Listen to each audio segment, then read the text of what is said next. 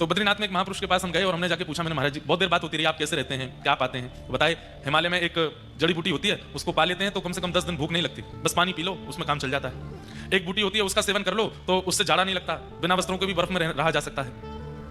पर उन बूटियों को केवल रह करके संसारी उपभोग करेंगे तो एक रात में मृत्यु निश्चित है। उसके बाद तो योग, तप, जप, ब्रह्मचर्य इनका पालन करना जरूरी है, नहीं तो वो जड़ी बूटियां भीतर जाएंगी तो नष्ट कर देंगी। तो ऐसे वो भूख पर विजय प्राप्त करते हैं, ऐसे वो निद्रा पर विजय प्राप्त करते हैं, सर्दी पर विजय प्राप्त करते हैं। सब बातें होती नहीं। अंत में मैंने धीरे से पूछा, मैंने महाराज जी बद्रीनाथ को हमारे शास्त्रों में एक नाम से और कहा जाता है, अनुभव भूमि। क्या नाम? अनुभव भूमि। अगर ठाकुर जी का, देवताओं का, गंधर्वों का अनुभव किसी व्यक्ति को बिना जप, नियम, तप, अनुष्ठान के अगर कहीं होगा तो बद्रीनाथ में हो जाएगा। आपने तब भी ना किया हो, आपने जब भी ना किया हो, आप केवल बद्रीनाथ में 15-20 दिन रहने लगो, डोलते डोलते डोलते आपको कभी ना कभी कोई ना कोई अनुभव तो होगा। वहां अनुभव होते हैं। तो हमने महाराज जी से पूछा, मैंने महाराज जी आपको कभी कोई अनुभव हुआ? महाराज जी कहते हैं एक बार हुआ। हमने कहा उसके बाद क्यों नहीं हुआ? तो उन्होंने एक बात कही और वो मेरे मन में ऐसी मतलब खलबली सी हुई उस बात को सुनकर के।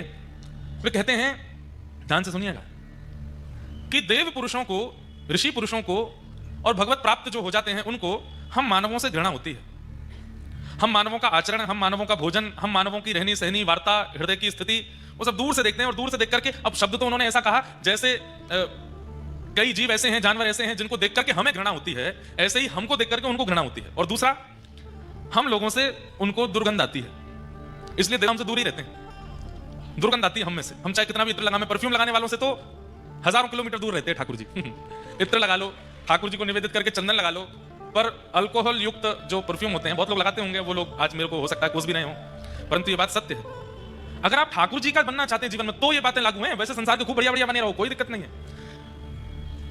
जो ठाकुर जी की सेवा करता है उसको सुगंधी लगाने की आवश्यकता नहीं। क्यों? ठाकुर जी को जब लगती है तो उसको भी लग जाती है। ठाकुर जी को जब इत्र लगाया गया तो वही इत्र प्रसादी उसको भी लग जाती है, तो उसको अलग से लगाने की आवश्यकता नहीं। पर वास्तव में अगर मानव किसी सुगंधी का प्रयोग ना करे तो उसकी खुद की पत्नी, खुद के बच्चे भी उसके पास नहीं आवेंगे। इतनी दुर्गंध है हम लोगों के शरीर में। ये तो हमने बड़े पलस्तरों से अपने आप को छुपा रखा है, बहुत बढ़िया बढ़िया बन के घूमते हैं, पर वास्तविकता तो हम लोग इतने पवित्र नहीं। तो देवताओं को मानवों से दुर्गंध आती है, इसलिए वो दूर रहते हैं, स्पर्श नहीं करते।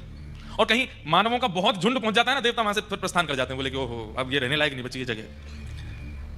लेकिन अगर मानव पंचगव्य का सेवन करता है, थोड़ा सा गौ गोबर, थोड़ा सा उसमें गौमूत्र, थोड़ा दूध, घी, दही और इसका मिश्रण करके पंचगव्य बना करके और ठाकुर जी के सन्मुख बैठ करके स्नान ध्यान करके नित्य सेवन करता है, कुछ समय बाद उस व्यक्ति के अंदर से जो हमारे प्रश्वेत की दुर्गंध होती है वो आनी भी बंद हो जाएगी। ये सामर्थ्य केवल और केवल भारतीय वेद लक्षणा गौ माता के गोबर और गौमूत्र और पंचगव्य के सेवन से संभव है।